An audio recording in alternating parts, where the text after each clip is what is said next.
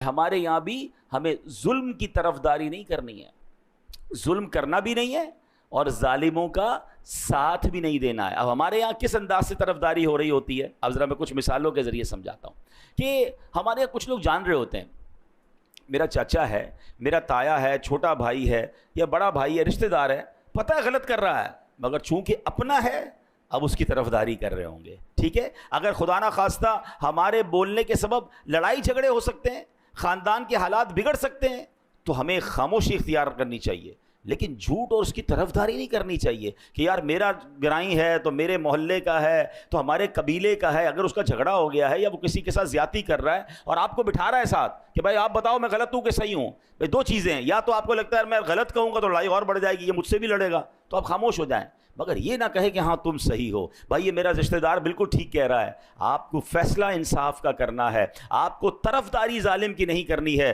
کیونکہ یہی وہ غلطی ہے کہ کچھ قرآن کے احکام کو مان رہے ہیں اور کچھ جناب چھوڑ رہے ہیں۔ آگے سنیے، اب پارٹنر ہوتے ہیں دو مل کر کام کر رہے ہیں، ہمیں پتہ ہے یار یہ پارٹنر ہے میرا، مگر یہ سامنے والے گاہک سے بات ٹھیک نہیں کر رہا ہے، یہ جھوٹ بول رہا ہے، یہ جھوٹ بول کے سودا بیچ رہا ہے اور اس نے ابھی سود پہ پیسے لیے ہیں یا فلاں غلط کام کیا ہے۔ ہم کہتے ہیں یار اب اس کی غلط اس کو کہیں گے تو کمپنی بیٹھ جائے گی، بیچتا تو مال بڑا اچھا ہے، جھوٹ بول کے بیچ تو آتا ہے، سودا سب سے اچھا بیچتا ہے جناب، کاروبار اس کو سمجھ بڑی ہے، کچھ بھی کر کے آئٹم بیچ کے آ جاتا ہے۔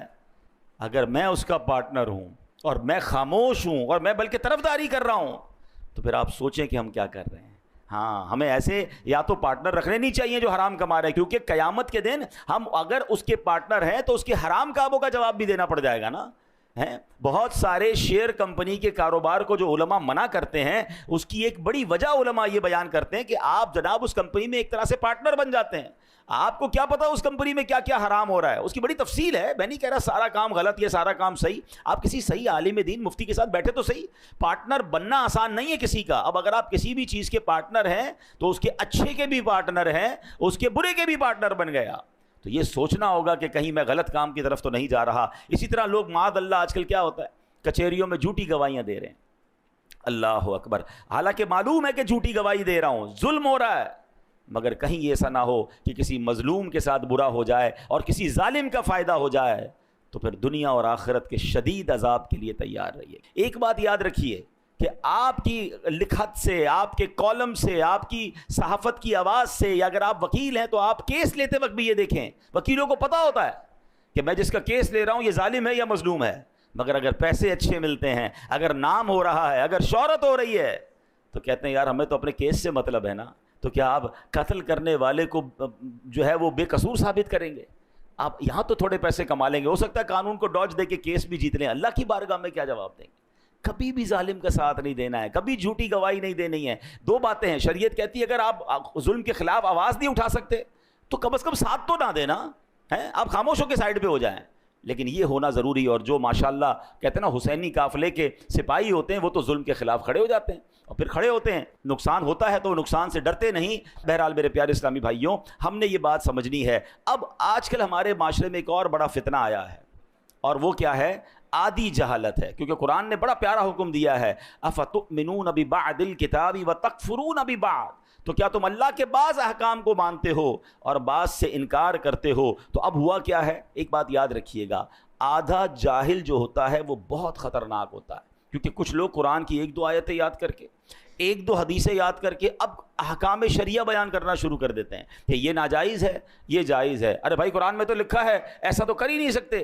اب ہمارے بھولے بالے مسلمان، ہم نے بھی پورا قرآن نہیں پڑھا، ہم نے بھی علم دین حاصل نہیں کیا، اب کوئی سوشل میڈیا پر آ کر ایک قرآن کی آیت بتا کر سب کو گمراہ کر رہا ہے کہ جناب قرآن میں تو یہ حکم ہے، حالانکہ اگر قرآن کا حکم بیان کرنا ہے تو پورے قرآن کا مطالعہ کر کے بیان کرنا ہے۔ قرآن کی کچھ آیتوں میں ناسخ و منسوخ کے احکام ہیں، کچھ آیتیں پہلے نازل ہوئیں، کچھ بعد میں نازل ہوئیں، پہلا حکم ختم ہو گیا، اور جناب بعض اوقات حدیثوں میں بھی اس طرح ہوتا ہے، یہ علماء کا کام ہے کہ وہ تمام حدیثوں کا مطالعہ کر کے یا قرآن کریم کا پورا مطالعہ کر کے پھر ہمیں حکم بتاتے ہیں کہ اب حکم ہمارے لیے کیا ہے، ہم نے شریعت پر عمل کیسے کرنا ہے۔ عیسیٰ علیہ السلام کہیں تیز تیز قدم کے ساتھ جا رہے تھے، ایک شخص ملا، کہتا علی جان اتنے تیز تیز کہاں جا رہے ہیں؟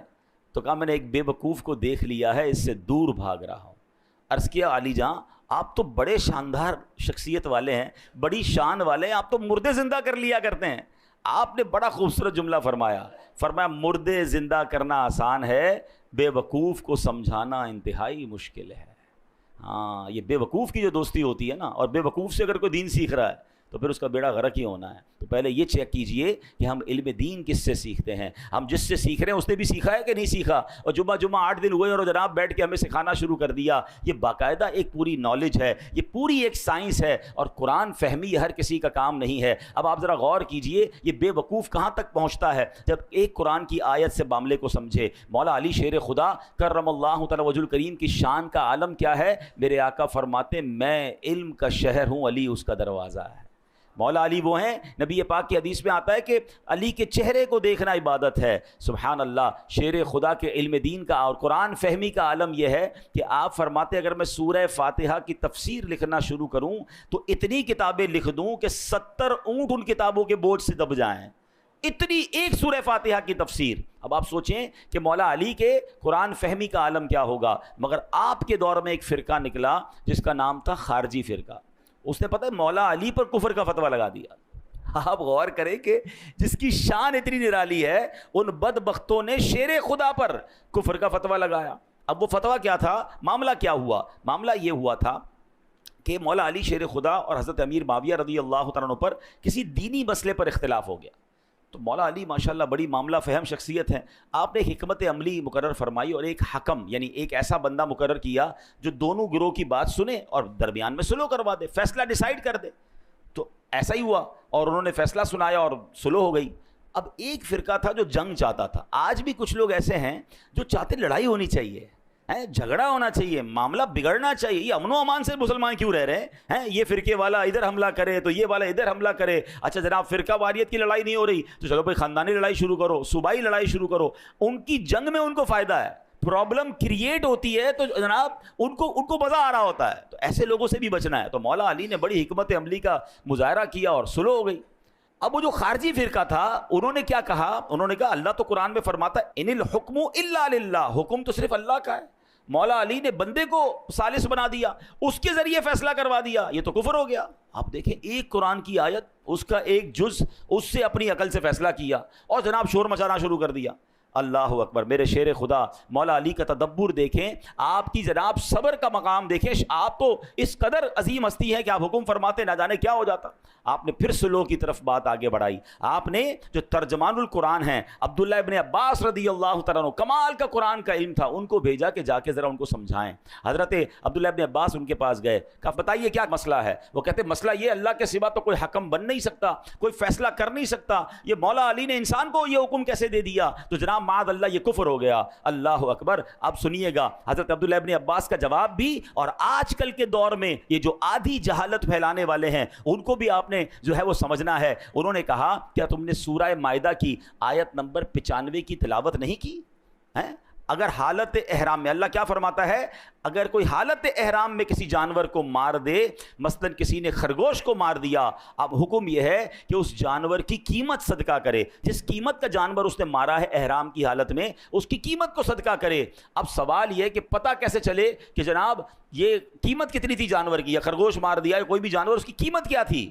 اللہ قرآن میں حکم فرماتا ہے یحکم بہ ذوا عدل منکم، تم میں سے 2 معتبر آدمی اس میں فیصلہ کر لیں۔ اللہ اکبر۔ عبداللہ ابن عباس کہتے ہیں چند روپوں میں خرگوش آ جاتا ہے، اس کی قیمت ڈیسائیڈ کرنے کے لیے تاکہ آپس میں پرابلم نہ ہو 2 بندے بیٹھ کے فیصلہ کر لیں۔ اللہ اکبر۔ فرمایا بتاؤ جانور کی قیمت زیادہ یا انسانوں کی قیمت زیادہ؟ شیر خدا نے صحابہ کرام کے درمیان کوئی ڈسٹربنس نہ ہو جائے، کوئی لڑائی نہ ہو جائے، انسانی جان ضائع نہ ہو جائے، اس کے لیے کسی کو حکم بنایا کہ جناب فیصلہ کرا دیا جائے۔ تو اس میں کیا حرج ہے جب خرگوش کی قیمت معلوم کرنے کے لیے قرآن کہہ رہا ہے کہ جناب 2 بندے بیٹھ کر فیصلہ کر لیں کہ قیمت کیا ہے؟ تو پتہ یہ چلا ایک آیت تو پڑھی تھی، پورا قرآن نہیں پڑھا تھا، حالانکہ آگے قرآن میں اس کی ڈیفینیشن موجود ہے۔ اور یہی آج کے دور کا پرابلم ہے، اور یہاں ہماری بھی ایک کمزوری ہے کہ ہم جناب ہر کسی کی بات سننے کے عادی بن گئے، اور جب سنتے ہیں تو کنفیوز ہو جاتے ہیں۔ معاذ اللہ اب تو لوگ غیر مسلموں کو سننے لگ گئے، جب سنتے ہیں تو کہتے ہیں یار یہ اسلام کلام کی جو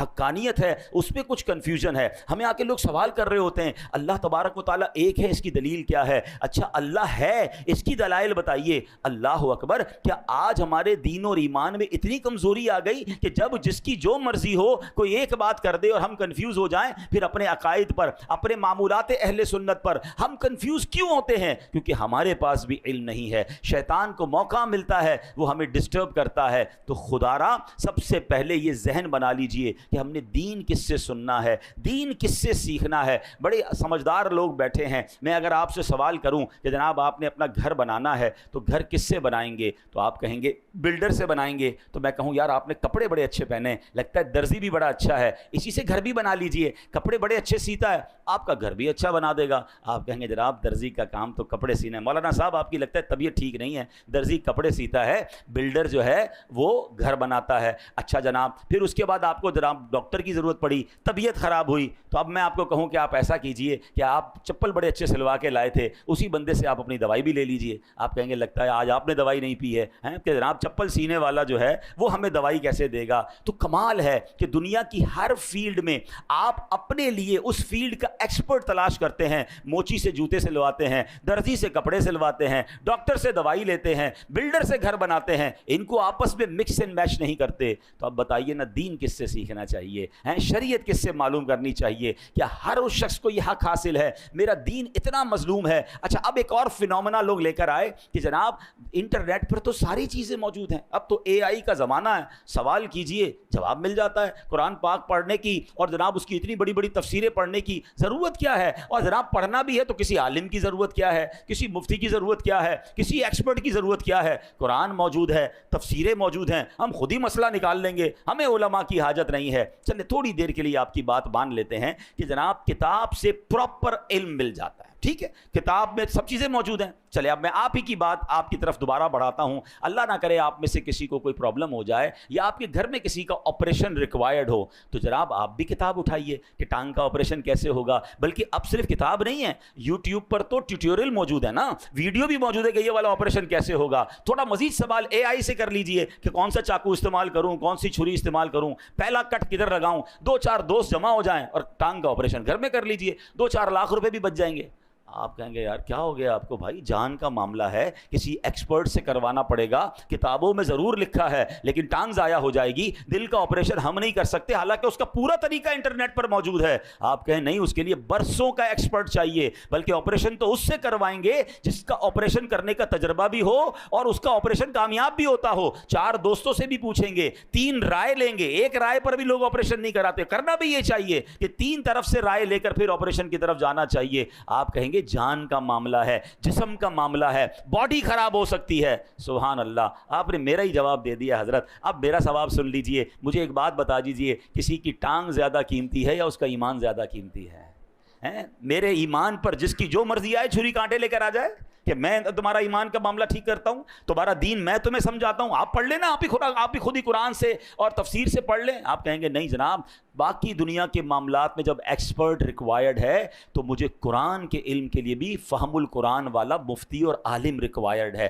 برسوں جس نے پڑھا ہو, جس کی جناب تفسیر پر نظر ہو, جس کی عقائد مضبوط ہوں. ارے وہ خود اگر سچا نہیں ہے تو مجھے کیا دین سکھائے گا؟ تو اے میرے پیارے اسلامی بھائیوں, اے بھولے بھالے مسلمانوں, خدا را اپنی زندگی کا یہ آپ ذہن بنائیے کہ سب سے قیمتی سرمایہ تو ایمان ہے. اور ایمان کے معاملات میں, دین کے معاملات میں میں نے کسی ایکسپرٹ سے, کسی صحیح العقیدہ مفتی سے اور عالم دین سے انشاءاللہ دین پڑھنا بھی ہے, سیکھنا بھی ہے, اور آدھی جہالت سے بچنا ہے. جب آپ قرآن پورا پڑھتے ہیں, کبھی بھی کوئی ایک آیت سن کر, ایک حدیث سن کر کنفیوز نہ ہو جایا کریں. کسی عالم دین سے رابطہ کریں, وہ آپ کو بتائے گا کہ یہ آیت کے بعد یہ بھی تو آیت موجود ہے, یہ حدیث کے بعد یہ بھی تو حدیث موجود ہے. اور وہ ان دونوں کو سامنے رکھ کے جب آپ کو جواب دیں گے تو آپ کا ایمان تازہ ہو جائے گا. اللہ کریم ہمیں شریعت کے احکام کو صحیح طریقے سے عمل کرنے کی توفیق عطا فرمائے. اب یہاں پر میں چلیں ایک آیت اس لیے بتا دیتا ہوں کہ اس میں ہمارا انشاءاللہ آج کا ایک موضوع بھی ہے, وہ بھی کور ہو جائے گا. کہ اب جناب قرآن کی ایک آیت بیان کرنے والے کرتے بھی ہیں, ترجمہ کیا ہے؟ تم فرماؤ میں ظاہراً تمہاری طرح ایک بشر ہوں. اللہ نے اپنے حبیب کو کیا فرمایا کہ لوگوں سے کہہ دو میں تو تمہاری طرح کا ایک بندہ ہوں. اب کچھ جاہلوں نے, وہ آدھے جاہل ہے نا, کہ دیکھو نبی پاک خود کہہ رہے ہیں وہ ہماری طرح کے آدمی ہیں, اور تم کہتے ہو جناب وہ نور ہیں اور وہ جناب بہت عظیم ہستی ہے. خود فرما رہے میں تمہاری طرح کا ہوں. تو قرآن ادھورا پڑھا، ایک آیت پڑھی، اب اگلی آیت سن لو۔ اللہ قرآن میں فرماتا ہے قد جاءکم من اللہ نور، بے شک تمہارے پاس اللہ کی طرف سے ایک نور آ گیا ہے۔ سبحان، پتہ کیا چلا؟ یقیناً میرے آقا بشر بن کر دنیا میں آئے ہیں، بلکہ یہ ہمارے جیسے بشر نہیں، اللہ پاک کا نور ہے جسے رب کریم نے دنیا میں بشر بنا کر بھیجا ہے۔ تو بات اگر پوری قرآن سے سمجھی جائے تو سمجھ آتی ہے۔ اب ان لوگوں کو کون سمجھائے کہ جو کہتے ہیں نبی پاک ہماری طرح کے ہیں؟ ارے جناب، میں تو ہاتھ اٹھا کر کوئی چیز نہیں اٹھا سکتا، اور میرے آقا وہ ہیں جو اشارہ فرمائیں تو چاند دو ٹکڑے ہو جاتا ہے۔ ہماری گھڑی ہمارے قابو میں نہیں آتی ہے، اور میرے آقا دعا کریں، مولا علی کہیں کہ حضور نماز عصر چلی گئی ہے، اور میرے آقا دعا فرمائیں تو سورج کو واپس پلٹا دیں۔ تو ایسے کون کہہ سکتا ہے